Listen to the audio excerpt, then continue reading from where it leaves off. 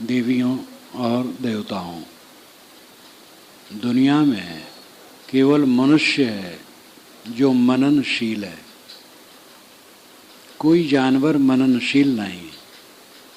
मननशील होने के कारण ही से इसको मनुष्य कहा जाता है, लेकिन मननशीलता इसने छोड़ दिया। जानवर से भी नीचे स्तर का काम करता है। मननशीलता है मैं कौन हूँ, क्या कर रहा हूँ, जीवन का फल क्या है, जीवन में अभाव और शून्यता क्यों है, खिन्नता दुख क्यों है, इसकी खोज करना, इसका निवारण करना और पूरा जीवन संतुष्ट होना, ये मननशीलता का फल है। जानवर में समझ उतनी नहीं है, स्वाभाविक समझ है, स्वाभाविक क्रिया है, लेकिन वो दुखी और अवसादग्रस्त नहीं है। कल्याण का काम भी नहीं कर सकते हैं। कर्म भूमिका वहाँ नहीं है, केवल भोग भूमिका है। मनुष्य शरीर कर्म भूमि और भोग भूमि दोनों है। सुख दुख के भोग भी हैं और अपना उद्धार करने का यहाँ बल है, वो मनन है। मन और वाणी विकसित मनुष्य की है। वाणी विकसित है और मन विकसित है। जानवरों में मन भी विकसित नहीं है, वाणी भी विकसित नहीं है। टी पो टी कुछ कर देते हैं बस। कितने जानवर तो कुछ भी नहीं बोल सकते हैं, मूक है एकदम। मन भी उनका संक्षिप्त है। अपने जीवन निर्वाह, धंधे और प्रजनन ये सब जानते हैं बस, आगे कुछ नहीं। मनुष्य का मन विकसित है और वाणी विकसित है। मन और वाणी ये दो के विकास के कारण ये बहुत ज़्यादा महत्व रखता है और मन वाणी के विकास के कारण ज़्यादा दुखी है। नहीं बोलने की बात बोल बोल कर साथियों में वैमनस्य पैदा कर लेता है। नहीं सोचने की बात सोच सोच करके मन को खराब कर लेता है और मन खराब होता है तो जीवन खराब होता है। ये मन और वाणी को संभालना मनुष्य का कर्तव्य है। मन समझ जाने पर सब समझ जाता है। मन को ठीक करें, मन को समझें, मन को सुधारें। ता मन को चीन्हो मोरे भाई, तन छूटे मन कहाँ समाई। जीवन बीत जाता है, मन बहुत छोटा सा है, उसको हम नहीं समझते हैं। पानी से अति पातला, धुआं से अति छीन, पवनों ते उतावला दोस्त कबीरन कीन। पानी से भी पतला, धुआं से छीन, पवन से भी चंचल, इसी से दोस्ती है। बिना जाने समझे उसका सही उपयोग नहीं है। हम कमाते क्यों हैं? खाने के लिए। खाते क्यों हैं? जीने के लिए। जीते क्यों हैं? इसका पता नहीं, बस जीते हैं। घसीट घसीट करके जीते हैं, रो रो के जीते हैं, दुखी होके जीते हैं, संतापित होके जीते हैं, जलते जलते जीते हैं। ये कौन सा जीवन है? जीवन में शीतलता हो, शांति हो, निर्भयता हो, सच्चा सुख यही है। और ये कैसे होगा? इसका विचार, चिंतन, मनन, इसके लिए इन बातों की जो विज्ञाता हैं और आचरण करने वाले हैं, ऐसों का संपर्क। आपको डॉक्टरी जानना है तो बड़े डॉक्टरों के साथ अभ्यास करना हो, उनसे पढ़ना होगा, अभ्यास करना होगा। इंजीनियरिंग, वकालत, कोई भी विषय का ज्ञान प्राप्त करना है तो उससे संबंधित विद्वान और उसका व्यवहार करने वालों से संपर्क करना होगा।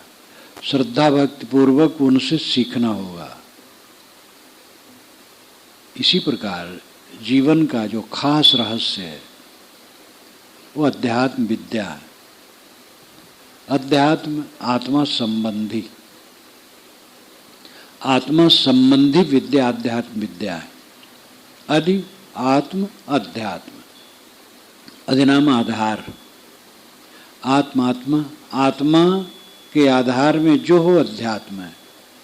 देह, मन, वाणी, इंद्रियां, ये आत्मा के आधार में है और इनको समझना, इनको ठीक करना अध्यात्म है। कमाना है खाने के लिए, खाना है जीने के लिए, जी करके जो करना वो ये काम करना है। अगर आप वकालत करते हैं तो डॉक्टरी की ज़रूरत नहीं है, डॉक्टर हैं तो वकालत की ज़रूरत नहीं है। ठीक से किसानी करते हैं तो दुकान लगाने की आवश्यकता नहीं, व्यापारी हैं तो खेती की कोई आवश्यकता नहीं। एक काम कर लें उससे जीवन गुजर हो जाएगा। लेकिन वकील, डॉक्टर, विविध पेशे वाले, सबको अध्यात्म की आवश्यकता है, अनिवार्य विषय है।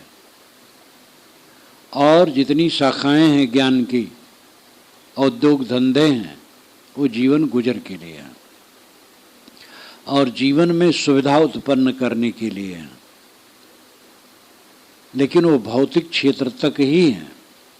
मन की पीड़ा जहाँ से शांत हो, भय शांत हो, तृष्णा वासना शांत हो, अखंड तृप्ति, परमानंद, परम अमृत, अगाध अमृत में स्थित निर्भय सुख, ये आध्यात्मिक उन्नति में संभव है और कहीं नहीं। कितना बड़ा वैज्ञानिक हो जाए, डॉक्टर हो जाए, विद्वेत्ता हो जाए, सुप्रीम कोर्ट का चीफ जस्टिस हो जाए और बहुत बड़ा स्वामी हो जाए, जगत गुरु हो जाए, लेकिन दुख निवृत्त नहीं होगा। स्वामी हो गया, वो पूज्य हो गया बहुतों का, बस महात्मा हो गया। जो मन को देखे, मन को शोधे, अपने को संभाले, वो जीवन में सफल होता है। इसलिए अपने को पहचाने आप कौन है। ये देह पिंड है मिट्टी का, बोलने वाला मिट्टी नहीं है, बोलने वाला ज्ञाता है, ज्ञान स्वरूप है। मिट्टी, पानी, आग, हवा में ज्ञान नहीं है। Oxygen, hydrogen, nitrogen, phosphorus, radium इत्यादि में भी जो शताधिक तत्व वैज्ञानिकों के द्वारा निर्धारित है, उनमें भी चेतना नहीं है। कारण में चेतना नहीं है तो कार्य में चेतना नहीं आ सकती। चेतना एक स्वतंत्र गुण है, गुण द्रव्य में रहता है। वो द्रव्य कौन है? वो ऑक्सीजन, हाइड्रोजन नहीं है। उसी को हम आत्मा, जीव, चेतन, रूह, सोल कहते हैं। वो ज्ञान स्वरूप है, वही आप हैं। देह का पिंड शरीर है, एक घर की तरह है। देखे सुने भोगे के संस्कार मन में प्रतिबिंबित हैं, वही जीव के सामने होते हुए उनको आंदोलित करते हैं।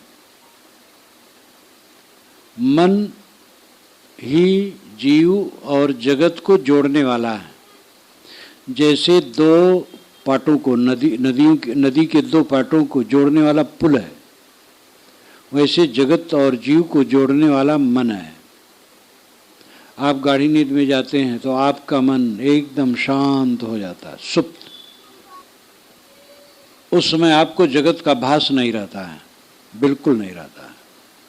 गाढ़ी नींद में बिल्कुल कोई दुख नहीं रहता है।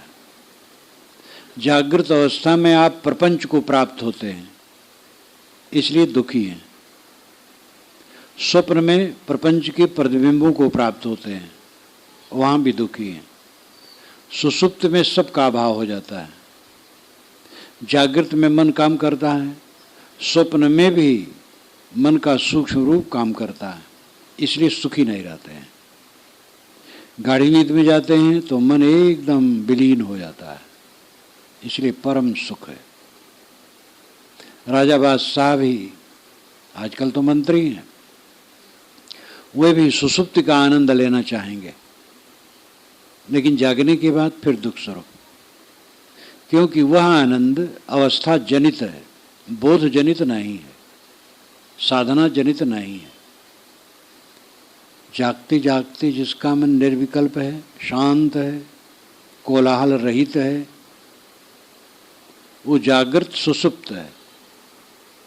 जागते जागते सोया जैसे है, शांत आत्मा है, काम करता है, कोई भी काम करता है, जो काम हो, नाली साफ कर सकता है, कोई भी काम करता है, लेकिन उसका चित्त शांत है, निर्विकार है, निर्मल है। सुसुप्ति को ही समाधि और समाधि को सुसुप्ति कहा गया है। सुसुप्ति की परिभाषा है स्व अपीति सुसुप्ति, अपने को पाना सुसुप्ति है। स्व खुद, अपीत पाना, अपने को पाना सुसुप्ति है। लेकिन जो देह जनित सुसुप्ति है, अवस्था जनित सुसुप्ति है, वो भौतिक है। मूर्छा आ गई तो सुसुप्ति हो गई। जागते जागते जो सुसुप्त हो वो सबल है। जागते जागते जिसके मन का क्लेश का अंत है वो कभी क्लेशित नहीं होता। स्वप्न में भी नहीं क्लेशित होगा, कभी क्लेशित नहीं होगा। जागते जागते जो क्लेश मुक्त है वो धन्य है। जीवन की सार्थकता इसी में है। इसको समझना चाहिए। पहले ये समझना चाहिए कि मैं देह नहीं हूं, मन नहीं हूं, प्राण नहीं हूं, रक्त नहीं हूं, वीर्य नहीं हूं। मैं इससे विलक्षण शुद्ध चेतन हूं, आत्मा हूं। और ये सारे दृश्य हमारे सामने होते हैं मन के द्वारा। मन जोड़ता है उसमें। मन के साक्षी बन करके, मन को निर्मल करके चित्त को समाहित करना है, शांत करना है। मन में उसी प्रकार गांठें होती हैं जैसे खजूर के पेड़ में कई से वृक्ष होते लंबे, नीचे से ऊपर तक खूंटीदार, कांटे कांटे। ऐसे मन में हमारे कांटे कांटे, ग्रंथियां, जिसको मनोवैज्ञानिक कॉम्प्लेक्सेस कहते हैं। कॉम्प्लेक्स फ्री पर्सनालिटी होनी चाहिए, निर्ग्रंथ व्यक्तित्व, निर्मल मन। हमारे मन में गांठें क्यों बनती हैं? भोग और प्रतिष्ठा की कामना है। भोग की कामना और प्रतिष्ठा की कामना, चीजें हमें खूब मिले, इंद्रियों के भोग हम यथेष्ट करें और लोगों पर प्रतिष्ठित हों, धाक हमारी सब पर रहे। ये जितनी ज्यादा रहती है उतना मन विकारी होता है, उतना खुराफात करता है और उतना दुष्कर्म में प्रवृत्त होता है।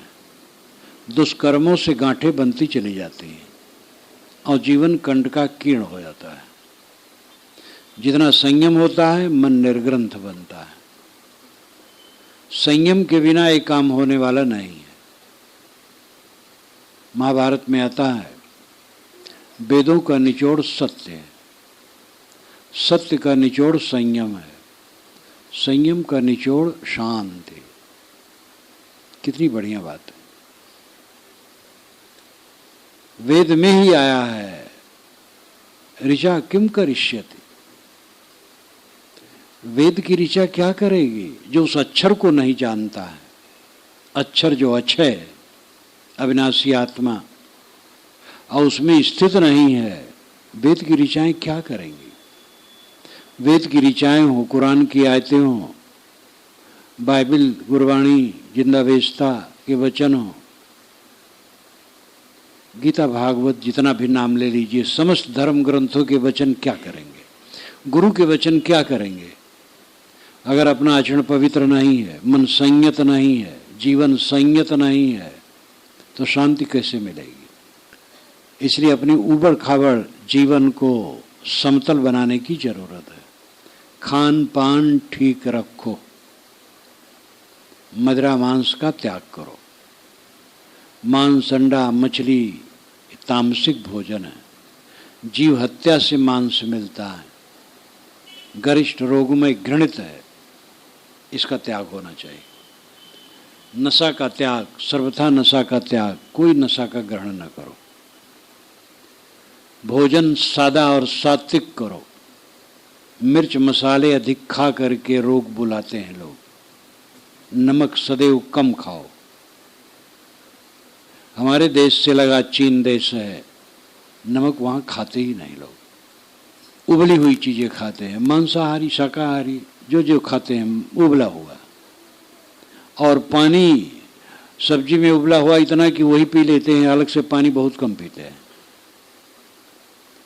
और उनके पेट पतले होते हैं, ज़्यादा स्फूर्त होती है। हमारे यहाँ मिर्च मसाले का बड़ा जोर है, और मिर्च मसाले न हो भोजन में तो भोजन बेकार है। मिर्च मसाले घटाओ, सादा भोजन, संतुलित भोजन करो, व्यवहार संतुलित रखो। लाग डांट करने वाले का मन ठीक नहीं रहेगा। जो बड़प्पन अपना गांठेगा उसका मन ठीक नहीं रहेगा। अहंकारी आदमी का मन ठीक नहीं रहेगा। अपने साथियों में दोष देखने वाले का मन ठीक नहीं रहेगा। अपने साथियों के सद्गुणों को देखो, और उनमें अगर दोष आया है तो प्रेम से समझाओ, रास्ता दिखाओ, प्रेम से, समय से डांट कर भी। जिनसे बारंबार प्रेम किया जाता है, डांटना बुरा नहीं होता है, लेकिन डांट ही डांट है तो गलत है। प्रेम से समझाना अच्छा है। प्रेम से समझाया गया कभी डांटा जाता है। डांटने में भी हित की भावना है, कोई दुर्भावना नहीं है। लेकिन दोष देखने की प्रवृत्ति होगी तो समझ लीजिए आप अपने साथियों से अपने से काटते हैं। जो अपने साथियों में दोष देखता है और उनकी निंदा करता है, उनके गुणों पर ध्यान नहीं देता है, दुर्गुणों पर और दुर्गुणों को बढ़ा बढ़ा के कहता है और मानता है, वो रेगिस्तान का अकेला आदमी हो जाता है। जैसे रेगिस्तान में अकेला आदमी हो असहाय, वैसे असहाय हो जाता है। साथियों में सद्गुण देखो, सकारात्मक पक्ष अपनाओ। नकारात्मक सकारात्मक दो पक्ष होते हैं। हर इंसान में सद्गुण होते हैं और दुर्गुण भी होते हैं। कुछ त्रुटियां होती, स्वभाव दोष होता है, और अच्छे गुण होते हैं। अच्छे गुणों पर दृष्टि होनी चाहिए, सकारात्मक पक्ष होना चाहिए। जो अपने साथियों में सकारात्मक पक्ष देखता है वो उलझता नहीं, उद्वेगित नहीं, उनकी निंदा नहीं करता है। कोई अगर कहे भी तो कहता है कि नहीं ये अच्छे उनमें गुण हैं, त्रुटियां हैं उनको संभालने की चेष्टा करता है। त्रुटियां तो अपने में ज़्यादा हैं सबसे। जो अपनी त्रुटियों को देखता है दूसरे की त्रुटियों को नहीं देखता है। दूसरे की त्रुटियों को उतना ही देखता है जिससे वो सुधरे। दूसरे की त्रुटियों को देखने वाले का अर्थ होता है बुराई करना, और हित की दृष्टि से देखना वो बुरा नहीं होता है। साथ के लोग हैं, त्रुटियां करते हैं, देखना चाहिए, समझना चाहिए और उसका निदान करने के लिए राय देना चाहिए। ये बुरा नहीं। लेकिन उनके प्रति अपनी दृष्टि ही खराब कर लेना, उनकी निंदा करना, बढ़ा चढ़ा के कहना, ये तो अपने घर में आग लगाना है। प्रायः अपने साथियों में लोग सुखी क्यों नहीं रहते हैं? बस बुराई देखने में ज़्यादा आती है, अच्छा ही नहीं। अपनी बुद्धि हमारी ज़्यादा है और हमारे सद्गुण ज़्यादा हैं। ये अहंकार सबको है, और ये अहंकार मिटे बिना साथियों में समरसता नहीं हम ला सकते। खान पान पर संयम, साथियों में समता का बर्ताव, उनसे त्रुटियां हों समझाकर, गुदगुदाकर, स्नेह से, कभी डांट कर, जैसे भी हो सुधारने की चेष्टा हो, कोचने की चेष्टा ना हो, बुराई करने की चेष्टा ना हो, दुर्भावना ना हो, दुर्भाव ना हो। मिलने जुलने वालों से और सबसे व्यवहार उत्तम, धंधे में ईमानदारी, सत्यता, प्रेम का बर्ताव, ये सब जब भूमिका होती है तो चित्त निर्मल होता है। अगर ये सब व्यवहार नहीं है तो चित्त निर्मल नहीं होगा। खान पान में अशुद्धि, असंयम, गला तक ठूस करके कोई फल ही खा ले। फल सात्विक भोजन है, सबसे अधिक सात्विक भोजन फल है, लेकिन ठूस के खा ले और रजोगुणी तमोगुणी हो जाएगा। पूरी हलवा ये राजसी भोजन है, लेकिन और कुछ नहीं है, वही है। संतुलित खा लो, कोई नुकसान नहीं करेगा। अगर आपको कोई रोग है वो नुकसान करता है, वो अलग बात है। जीवन में संतुलन की जरूरत है। खान पान में संतुलन, वाणी व्यवहार, बोलने में संतुलन। बोल बोल करके हम बहुत तकलीफ उठाते हैं। हम बोलने में कितना सावधान हैं। संत लाओ त्से ने कहा है, संत लाओ त्से एक महान संत चीन में हुए 2500 वर्ष पूर्व, उनकी पुस्तक पर भाष्य हुआ है, यहाँ पर है, दिखेंगे। उन्होंने कहा है कि हम बोलने में कितने सावधान हैं, ये अपने को देखें। समझते तो हम ठीक बोलते हैं, लेकिन कई बार ऐसा बोलते हैं जो दूसरों को कष्टदायी होता है, दूसरे के दिल को छीलता है, तकलीफ देता है, चुभता है। और इस प्रकार बोलने वाले को शांति नहीं मिलती। बोलने में सावधानी, बरतने में सावधानी, व्यवहार में सावधानी, ये सब करने से चित्त निर्मल होता है। चित्त की गांठें जो बनी भी हुई वो टूटती हैं, समरसता आती है, और नई गांठें नहीं बनती हैं, चित्त निर्मल होता जाता है। ऐसे निर्मल चित्त में शांति आती है। शांति मोक्ष ये एक ही बात है। मोक्ष कोई अलौकिक चीज नहीं है, कोई ऐसी बात नहीं है कि जो हुआ है मर जाने के बाद होता है। मोक्ष है मोह का क्षय।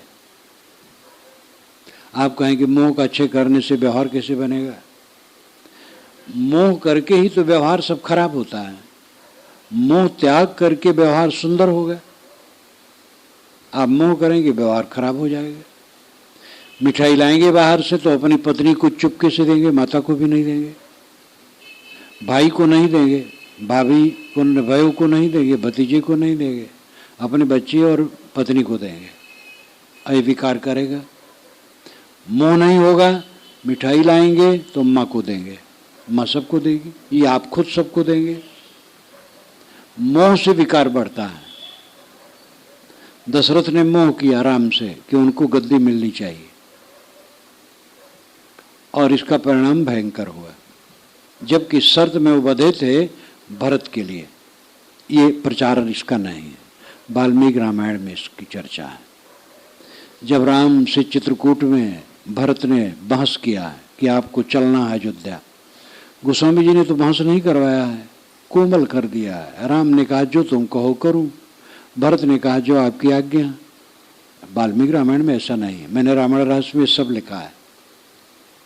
बहस से पूरी वकालत है, दोनों तर्क देते हैं। राम कहते मैं वहां जाने का अधिकारी नहीं हूं, भरत कहते आप ही हैं, दोनों अपना अपना तर्क देते हैं। अंत में राम कहते हैं कि गद्दी के अधिकारी तुम ही हो। जब कैकेयी की शादी की बात थी तो कैकेयी नरेश ने पिताजी से कहा था कि कैकेयी से उत्पन्न बच्चा गद्दी पर बैठेगा, ऐसा व्रत लें तो हम कैकेयी देंगे, नहीं नहीं देंगे। कौशल्या तो थी ही रानी। कैकेयी के सौंदर्य पर मोहित होकर के दशरथ मांगने गए थे। कैकेयी क्षेत्र व्यास नदी का क्षेत्र है पंजाब का। पंजाब में स्वाभाविक लोग गोरे लंबे होते हैं, सुंदर ज़्यादा होते हैं, तो भारत के विभिन्न क्षेत्रों से रजवाड़े वहाँ से लड़कियां लाते थे। दशरथ ने स्वीकार लिया था, वही उनके मन में चोर था। इसलिए भरत जब ननिहाल गए तो झट से रचा दिए गद्दी राम की। वाल्मीकि रामायण में तो खुल करके है। शाम को सभा में दशरथ कहते हैं मंत्रियों से कि आप लोग सोचिए, मैं बूढ़ा हो गया हूँ, थक गया हूँ, राम सब प्रकार से योग्य हैं, उनको गद्दी दे दी जाए। सबने समर्थन किया। जब अपने घर में आए तो राम को बुला लिए, कहे कल ही हो जाए तो क्या बुरा है। भरत जब तक अयोध्या से दूर है तुम्हारी गद्दी हो जानी चाहिए। भरत सज्जन है, तुम्हारे अनुगामी हैं, प्रिय हैं, साधु स्वभाव के हैं, लेकिन सज्जनों का मन भी बदलता है, तो कल ही हो जाए तुम्हारा। राम कुछ नहीं बोलते हैं, और कल जो हुआ आप सब जानते हैं। ये मोह का परिणाम भयंकर ताप हो। मोह न करते, भरत आ जाते, सबके सामने रखते, राम की गद्दी हो नहीं थी, सब समर्थन कर दे। सीता और राम सोने के मृग में मोह किए, भयंकर कष्ट हुआ। सोने का मृग कहीं होता है? सोने के मृग में मोह करने से राम रावण के घर में रोती रही, कैद खाने में, और राम बन बन रोते रहे। और उतना ही नहीं हुआ, युद्ध हुआ, घोर रक्तपात। और इतना ही नहीं हुआ, राम ने सीता का तिरस्कार किया। जब स्वीकारा भी तो अयोध्या वासियों के ताना से उन्होंने निकाल दिया। जीवन दुख से भर गया। अंत में नैमिषारण्य क्षेत्र में सीता जी ने पृथ्वी में प्रवेश किया। राम दुखी हुए। एक स्वर्ण मृग के मुंह के पीछे दुख कितना गया। स्वर्ण मृग की बात हो सकता है रूपक हो। हम लोग सब स्वर्ण मृग के पीछे दौड़ रहे हैं। सोने का मृग कहीं नहीं है और सब सोने के मृग के पीछे दौड़े हैं। वेदव्यास ने राम को क्षमा नहीं की है। जब एक बार युधिष्ठिर जुआ में सब कुछ हार गए तो द्रौपदी धृतराष्ट्र के पास रोई। धृतराष्ट्र ने कहा, बेटी मैं सब लौटा देता हूं। चल दिए पांडव अपनी राजधानी को। दुर्योधन सुना तो कुपित हो गया, कहा पिताजी आपने सब बिगाड़ दिया, फिर से बुलाइए, हम जुआ खेलेंगे। कि हाँ हाँ ठीक है, अभी तो रास्ते में हो गए। धृतराष्ट्र की बुद्धि विचित्र थी, मोहग्रस्त। धृतराष्ट्र की बुद्धि का उल्लेख तो महाभारत के शुरू में प्रथम अध्याय ही में इतना बढ़िया है कि करीब करीब 65 श्लोकों में उनकी बुद्धि का परिचय ऐसा अद्भुत है। काव्य भी बड़ा सुंदर है और चित्रण भी बड़ा सुंदर है। संजय, जब अर्जुन द्रुपद की सभा में जाकर के लक्षवेद की और द्रौपदी को जीत लिए, तभी मैंने समझा मेरी विजय नहीं होगी। ऐसे ऐसे वो करीब 65 मुद्दे कहे हैं, लेखकों ने लिखा है, उनके स्वभाव को चित्रित किया है। धृतराष्ट्र ने कहा हाँ अभी रास्ते में होगे, बुला लो, अब अभी आप क्षमा कर दो। कह देना चाहिए कि जाने दो, आप ये सब मत खेलो। वो भी व्यामोहित। हरकारा गया, रास्ते में कहा, युधिष्ठिर भी महाजुआड़ी, कह देते मैं नहीं खेलूंगा, लौट पड़े। वहीं पर वेदव्यास ने युधिष्ठिर की बुद्धि पर त्रास खा करके कहा है और राम को समेटा है। असंभवे हेममय जंतोस्तथापि रामो लुलभे मृगाय प्रायः समासम पराध भवानाम धियो विपर्जस ततरा भवन्ति। असंभवे हेममय जंतोस, हेममय जंतु होना असंभव है। सोने का मृग कहीं होता है? तथापि रामो लुलभे मृगाय, फिर भी सोना जैसे मृग को देख करके, स्वर्ण जैसे मृग को देख करके राम लोभित हो गए। प्रायः समासन्न पराभवाणाम, पराभव जब निकट आता है, धियो विपर्जस ततरा भवन्ति, बुद्धि खराब हो जाती है। सीता और राम सोने के मृग के पीछे दुखी हुई है। हम लोग भी सोने के मृग के पीछे दुखी। सोना का मृग मिलेगा, सुख क्या है? सोने का मृग क्या है? सुख मिलेगा, विषयों में सुख मिलेगा। तरुणाई में खींचता है मन, सुख मिलेगा। बुढ़ापा में पता लगता है सुख नहीं। लेकिन ये बूढ़े लोग जवानों को सावधान नहीं करते। लगता है इनको ईर्षा है जवानों से। हमें भी कोई सावधान किया था, हम क्यों सावधान करें इन्हें? और अगर बूढ़े सावधान करें तो जवान मानेंगे नहीं, समझेंगे बूढ़े लोग आनंद ले लिए, हमें धोखा देते हैं। सब भटके हैं। स्वर्ण मृग के पीछे सारा संसार पागल है। सुख मिलेगा विषयों में, भोगों में, सम्मान में, प्रतिष्ठा में, महाधोखा है। सुख मिलेगा मन को बस करने में, मन को निर्ग्रंथ करने में, मन को निर्मल करने में, कॉम्प्लेक्स फ्री करने में। जब मन हमारा निर्ग्रंथ होगा, निर्मल होगा, उद्वेग शून्य होगा, तब सुख मिलेगा। जीवन हमारा ऐसा बनना चाहिए कि उठते बैठते चलते फिरते लेटे उद्वेग में न रहें। उठत बैठत कबहू न छूटे ऐसी तारी लागी। साहब ने कहा है, उठते बैठते कभी छूटता नहीं। ऐसी तारी लगी है, तारी नाम ध्यान। संतोष सहज समाधि भली। सहज समाधि क्या है?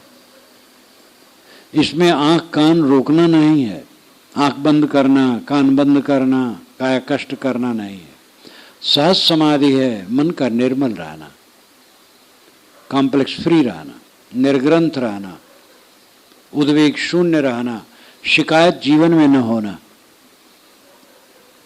हम रो रो के जन्मते हैं, शिकायत कर कर के जीते हैं और पछताते पछताते मरते हैं। ये जीवन की हार है। विचार हमारा प्रांजल होगा, मननशील होंगे, विवेक करेंगे, आत्मचिंतन करेंगे, आत्मशोधन करेंगे तो शिकायत करते नहीं जिएंगे।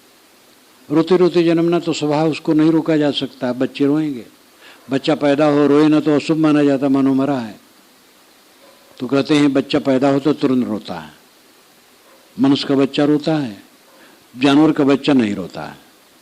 मनुष्य का बच्चा रोते रोते जन्मता और मानो बताता है कि मैं रोने के लिए जन्मा हूँ, और जीवन भर यह भागा रोता है। शिकायत शिकायत शिकायत, पत्नी की शिकायत, पति की शिकायत, पुत्र की शिकायत, गुरु की शिकायत, शिष्य की शिकायत, भाई की शिकायत, पड़ोसी की शिकायत, समधी लमधी की शिकायत, शिकायतें शिकायत जीवन भर, दूसरे की शिकायत। और नहीं तुम्हारा सुख नहीं मिला जीवन में, ये शिकायत।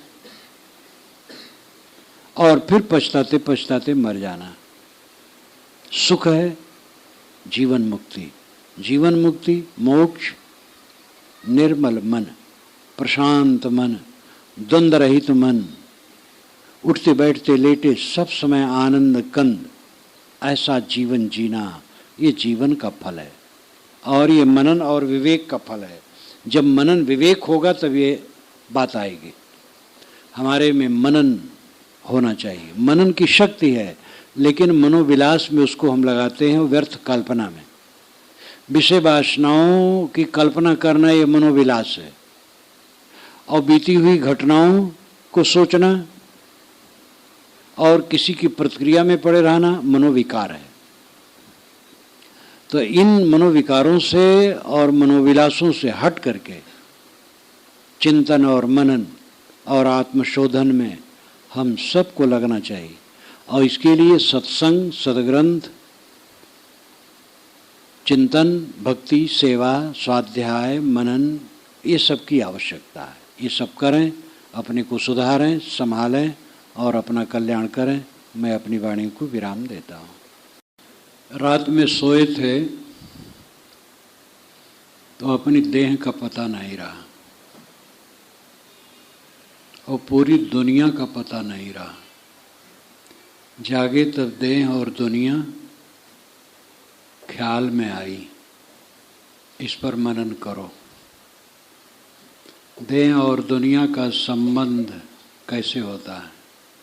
मन से। मन लीन हो जाने पर देह और दुनिया खत्म। रोज रोज गाढ़ी नींद में मन लीन हो जाता है और देह दुनिया दोनों लापता। ऐसी देह दुनिया की चिंता क्यों करते हो? देह में हो, दुनिया का जो काम है, जो जिम्मेदारियां हैं, विवेक से निभाओ। देह में जब तक हो तब तक देह का प्रबंध करना पड़ेगा और देह के साथियों का भी करना पड़ेगा। जहाँ काम है, ड्यूटी है, वो सचोटी से करो, प्रेम से करो, उत्साह से करो। सेवा में जिसको उत्साह नहीं है वो जीवन में सफल नहीं हो सकता। सेवा में उत्साह होना चाहिए। निर्वेद और कर्म ये दो हैं विपरीत। निर्वेद और कर्म। निर्वेद है सच्चाइयों को देखने के बाद जो मन की ग्लानि होती है, अनासक्ति होती है, उस अवस्था को निर्वेद कहते हैं। और कर्म है जो ड्यूटी है, उसको ठीक से करना। ये दोनों विरोधी लगते हैं। निर्वेद अधिक बढ़ जाने पर कर्म शिथिल हो जाता है। कर्म में ज़्यादा लगने पर निर्वेद नहीं होता है। ये एक पक्ष है, किंतु ये सर्वथा सच नहीं है। निर्वेद और कर्म पर संघर्ष सदा रहा है। निर्वेद का सीधा अर्थ वैराग। वैरागी भाव होगा तो कर्म क्या करेगा, और कर्मशील होगा तो वैरागी कहाँ होगा। ये भावना है लोगों की। विवेकियों ने ये रास्ता अपनाया कि वैरागी हो और कर्मशील हो। वैरागी होने का अर्थ घर छोड़ना और कपड़ा बदलना नहीं है। वैरागी का अर्थ है निर्मोह होना, और ये सबको आवश्यक है। कुछ लोग होते हैं जो घर छोड़ देते हैं और कपड़ा बदल लेते हैं। उनमें भी सही लोग कुछ होते हैं। बहुत लोग तो ऐसे ही पेट भरने के लिए हो लेते हैं। बहुत लोग उत्साह में हुए फिर ढीले हो जाते हैं, उनको अहंकार आ जाता है और वासना जगने लगती है, और धीरे धीरे फिर फिसल जाते हैं। तो कच्चे सच्चे सब जगह होते हैं, लेकिन कुछ लोग सच्चे होते हैं और विरक्त होते हैं। घर द्वार से भी विरक्त, कपड़ा भी, आश्रम भी, सब बदल जाता है। बाकी लोग घर में रहते हैं। दोनों मनुष्य हैं, दोनों का दुख समान है। दोनों को दुख से मुक्त होकर के सुख में रहना है। उसके लिए वैराग की जरूरत है। वैराग को ही निर्वेद कहते हैं। निर्वेद कैसे होता है? सच्चाई को देखने पर। सच्चाई हम नहीं देखते। एक सुंदर पुरुष, एक सुंदरी स्त्री को देखते हैं, उसमें सच्चाई नहीं देखते हैं। सुंदर देखते हैं, सुंदरी देखते हैं। कपड़ा है कुछ ऊपर ऐचा खैचा पहना, बाल है टेढ़ा मेढ़ा, और चाम चिकना चिकना लगता है, यही देखते हैं। हड्डी का पुंज है, टट्टी पेशाब की पोटली है, रक्त नस मांस पेशी से भरा गंदगी का आकर है, इसको नहीं देखते हैं। एक चमकता हुआ मकान देखते हैं। ईंट और पत्थर है, अंत में रेत है, कणों का प्रवाह है, ये नहीं देखते हैं। हम अपनी संपन्नता देखते हैं। परिवार है, समाज है, प्रतिष्ठा है, मकान है, आश्रम है, साधु गृहस्थ किसी का भी हो, हम अपनी संपन्नता देखते हैं, उसके अंत को नहीं देखते हैं। बुढ़ापा पक्का है, मृत्यु पक्की है, सबका बिखरना पक्का है, ये नहीं देखते हैं। सच्चाई यह है अंत को देखना। इसलिए सच्चा वेदांत है अंतिम ज्ञान को समझना। वेदांत, वेद और अंत, ये दो शब्द मिलकर के वेदांत बनता है। अंतिम बात को जान लेना वेदांत है। वेद जानना, अंत आखिरत। आखिरत को जानना वेदांत है। कुरान शरीफ में भी आखिरत की बात बारंबार आई है। हजरत मोहम्मद ने आखिरत की बात कही। आखिरत पर ध्यान दो, आखिर होगा क्या? तुम बहुत माया जोड़े हो, कब तक? तुम्हारे अनुगामी बहुत हैं तुम्हारे साथ, कब तक? तुम्हारा शरीर स्वस्थ है, कब तक? सारा संगठन कब तक है? अंत को देखो। अंत को देखोगे तो प्रमाद खत्म हो जाएगा। निर्वेद होता है सच्चाई को देखने से। जो सच्चाई को देखता है हर जगह विरक्त है। परिवार में है लेकिन विरक्त है, वो सच्चाई को देखता है। परिवार के साथ सुंदर बर्ताव करता है, मोहवैर नहीं करता है, व्यवस्था करता है, काम करता है, जम के काम करता है, मोह नहीं करता है। कर्म को ढीला कर देना वैराग का दोष है, और वैराग को ढीला कर देना कर्म का दोष है। सदगुरु कबीर के जीवन में दोनों का समन्वय है। और सदगुरु कबीर ही नहीं, वैदिक ऋषियों के जीवन में दोनों का संगम है। वैदिक ऋषि ज़्यादा खान पान, नाच गान और वैसे में थे, लेकिन उसमें भी चिंतक थे। वैदिक ऋषियों में एक दो नहीं है, सैकड़ों हैं। जैसे सब जगह होते हैं हर प्रकार के लोग, तो ऐसे वहाँ भी थे। और वहाँ भी चिंतक थे लेकिन कर्मशील थे। उपनिषद के ऋषि सब कर्मशील थे, गायें रखते थे, गायें पालते थे, उनके शिष्य गायें चराने जाते थे, ब्रह्मचारी होते थे, साधक होते थे, विद्यार्थी होते थे, गायें चराते थे। और यहाँ तक कि जब गुरु ने धौम में गुरु ने कहा अरुण से, अरुण का पुत्र आरुणि, कहा कि बेटा जाओ, पानी वर्षा है और पानी बह जाएगा, मेड़ अगर टूट गई है तो मेड़ को बांध दो।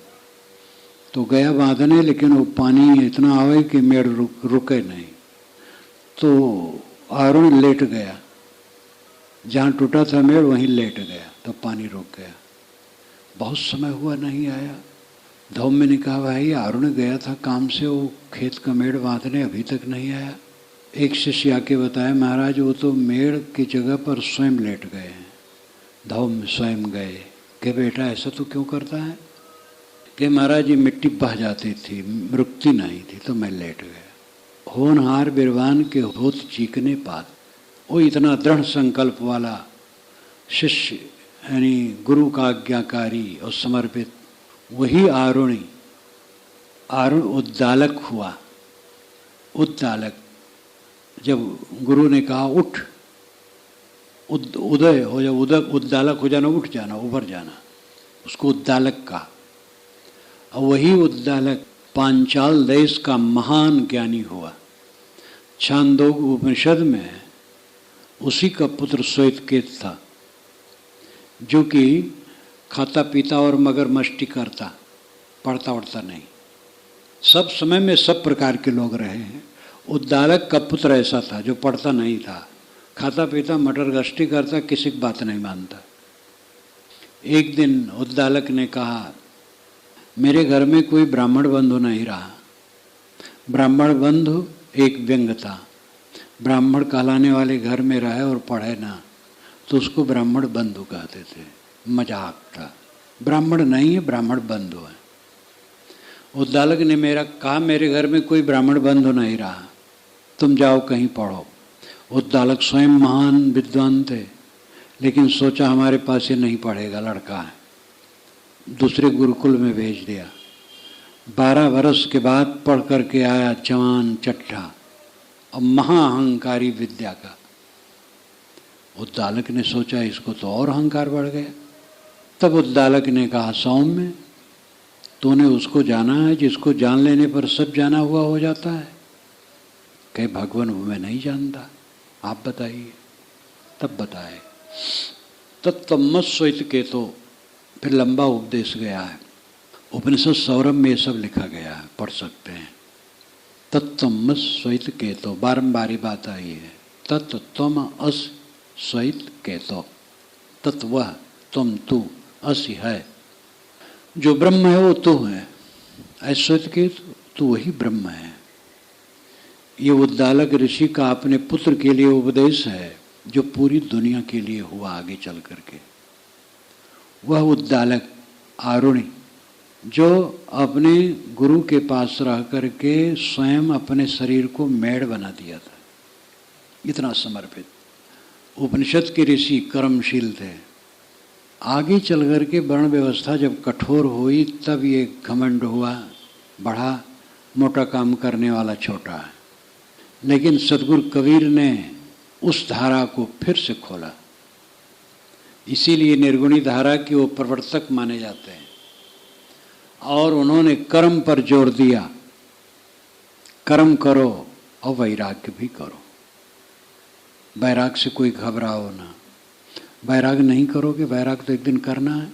एक दिन समय आएगा जब सब कपड़ा उतार लिया जाएगा, घड़ी चैन जो कुछ पहने वहने वो सब उतार लिया जाएगा और एक सफ़ेद कपड़ा लपेट दिया जाएगा। राम नाम सत्य, चलेगा जुलूस। तब तो वैराग करोगे कि नहीं? पहले क्यों ना करो? वैराग करो। वैराग जहाँ हो वहीं करो। अंतिम को समझना ही वैराग है। और यही वेदांत है, यही निर्वेद है। और इसके बिना दुख दूर नहीं होगा। ये लोग पूछते हैं महाराज क्या करूं, ध्यान करता मन नहीं ठहरता। क्यों मन ठहरे? रागवान है, दुनिया में चिपका है, आसक्त है, तो कहाँ ठहरेगा? जब अनासक्ति हो, खुशकी आए चित्त में, राग का लाशा टूट जाए, तब मन ठहरेगा। इसलिए निर्वेद और कर्म ये दोनों में विरोध नहीं होना चाहिए। ऐसा हुआ, निर्वेद इतना बढ़ा कि कर्म की निंदा हो गई। आग छूना पाप मान लिया गया। आग से हवन करते थे और उसमें पशु भी काट करके जलाते थे।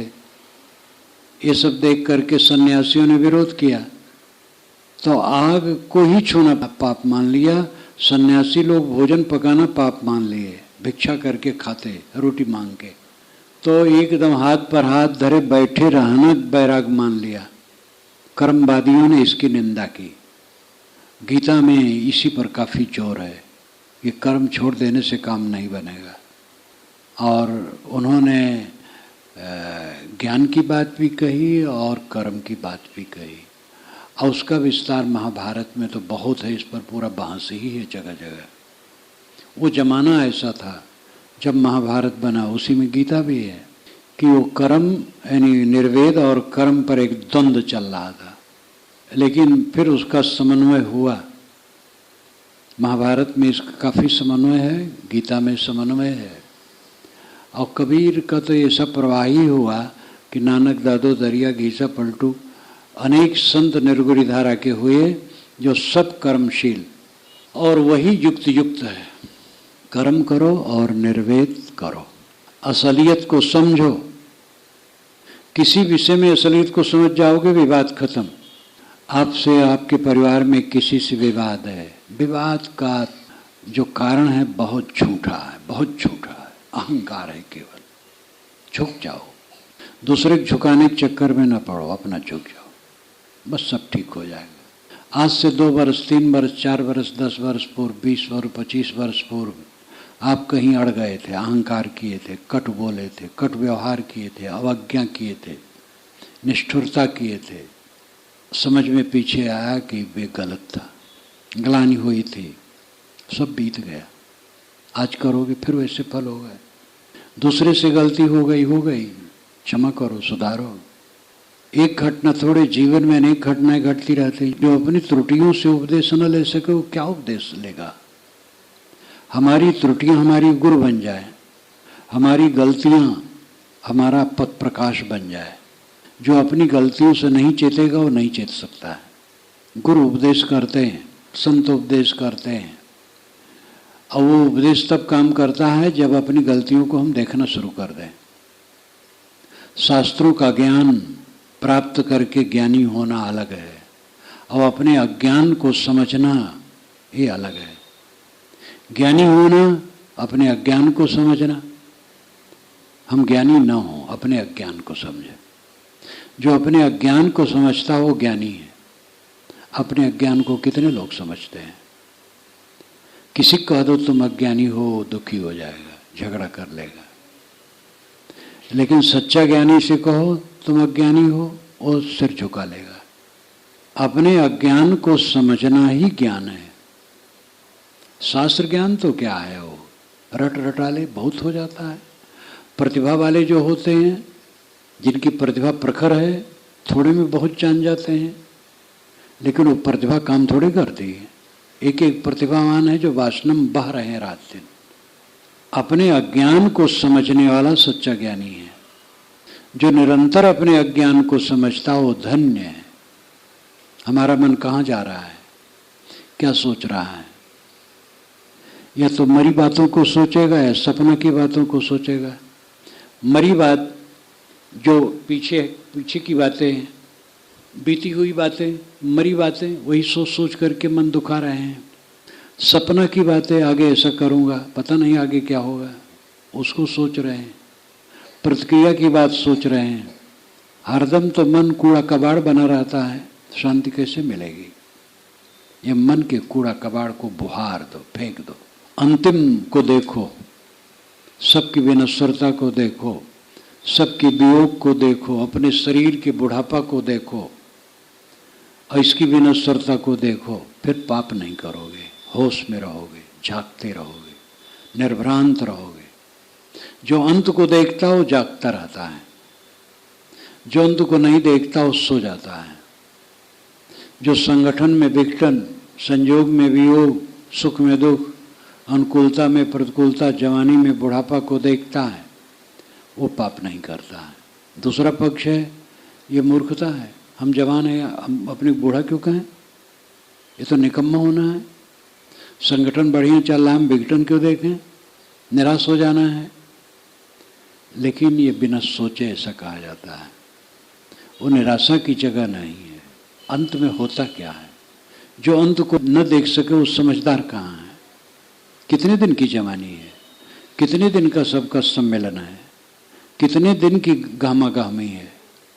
कोई उपाय नहीं है। अनेक वैज्ञानिक साधनों से भी बात करके जवानी और सबका सम्मेलन रोके नहीं रख सकते हो। जवानी खत्म होगी, सम्मेलन खत्म होगा, संगठन, सम्मेलन, संयोग खत्म होगा, सब कुछ खत्म होगा। तो इस असलियत को न देखना तो अपनी आंखों में धूल झोंकना है, अपने को धोखा देना है। और इसी में तो सारा प्रमाद होता है। ये 4 दिन का पद पाते हैं नेता लोग, और कैसा कैसा पाप कितने लोग करने लगते हैं, कितना कितना गबन करने लगते हैं, होश हवास में नहीं रहते हैं। और नेता ही का दोष क्या दिया जाए? हम लोग भी जहाँ कहीं भी हों तो मन विचलित हो जाता है। तो क्या ज्ञान रहा? हमारा एक ब्रह्मचारी नेशनल लाइब्रेरी कलकत्ता में जब पढ़ने गया तो पर्स लेकर के गया था। तो उसके शुरू के पहरेदार ने ही कहा, जो बाहर बैठा रहता है, कि महाराज ये पर्स न लाइए, हम लोग सब ईमानदार नहीं हैं। बहुत बढ़िया बात कहा, हम लोग सब ईमानदार नहीं हैं। आप अंदर में जाएंगे, बैठेंगे, पर्स रख देंगे, पढ़ेंगे, कहीं पेशाब चले गए, पर्स वहीं है और गायब हो गया, बदनामी हमारे नेशनल लाइब्रेरी की होगी। नेशनल लाइब्रेरी बहुत बड़ी लाइब्रेरी है। पहले गवर्नर हाउस ही था, उसको अब छोड़ दिया गया है। विशाल भव्य भवन बन गया है, पूरा एसी, और बहुत बढ़िया है, शांत। वहाँ सब लोग पढ़ते रहे, मोबाइल वहाँ नहीं ले जा सकते हैं, कोई बात नहीं करता, शांत और बड़ा अच्छा है। तो ये बात उसने जो कही, महाराज हम लोग सब ईमानदार नहीं हैं, ये बात मुझे बहुत गुदगुदी लगी इसकी। ये कैसा उसने विनम्रता से कहा, महाराज हम लोग ईमानदार सब नहीं हैं, पर्स लेकर के ना आइए। मन विचलित हो जाता है थोड़े समय में, और अपने को हम धोखा दे देते हैं। हरदम तो अपने को धोखा सब देते हैं। अपने को धोखा देना बंद करो। क्रोध, काम, लोभ, द्वेष, ईर्ष्या, अहंकार, घमंड, अवज्ञा, ऐंठन, ये सब जो मन में आता है, अपने को धोखा देना है। और ये सब कब बंद होगा? जब निर्वेद होगा, अंत को देखोगे, असलियत को देखोगे, तब ये धीरे धीरे बंद होगा, एक लगे नहीं होगा। और साथ साथ कर्म पर ध्यान दो, बिना कर्म के चलेगा नहीं। जो जहाँ है, जिसकी जो ड्यूटी है, तत्पर हो करके जम के काम करना चाहिए, वो पूजा है, और उससे चित्त शुद्ध होगा। जो अपनी जगह पर सेवा तन्मय हो के नहीं करता, उसका चित्त शुद्ध नहीं हो सकता है। सेवा पवित्र पूजा है। नाली साफ करना हो, टट्टी फेंकना हो, कोई काम करना हो, दफ्तर का काम हो, खेत का काम हो, रसोई घर का काम हो, काम सब पूजा है। इसलिए कर्मशील रहो और निर्वेद मन में लाओ। संसार की असलियत को देखो, अपने मन को शोक मोह से मुक्त रखो। आपका कोई नहीं है, आप किसी के नहीं है, अब आपका कुछ नहीं है, यही सच्चाई है। इस सच्चाई को झुठलाना अपने को धोखा देना। मेरा कौन है? जब शरीर छूटेगा कौन साथ रहेगा? पहले मेरा नहीं था, आज मेरा नहीं है, आगे भी नहीं है, बीच में थोड़ा सा झमेला है, और मेरा कुछ नहीं है। ये कोई गुण तत्व है?